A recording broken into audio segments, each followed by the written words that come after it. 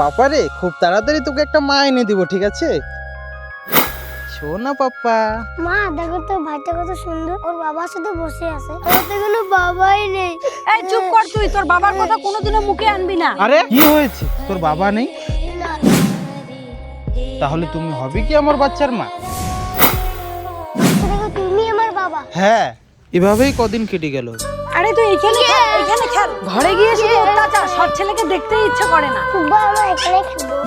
শোনো, দেখতেছি বাবু খুবই খেলতেছে, আমি কাজে গেলাম, ঠিক আছে? কিছু খেয়ে নিস তোরা। ঠিক আছে বাবা।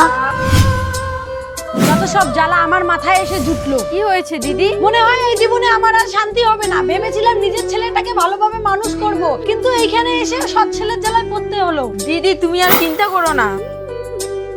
তাহলে তাই করতে হবে। মা আমাকে আর কিছু লাগবে না, ভাই আছে বাবা আছে, আর কি চাই? এই চুপ কর তুই, বড় হলে ঠিকই বুঝতে পারবি তুই। দাঁড়াও তুমি। হ্যালো কাকু কি?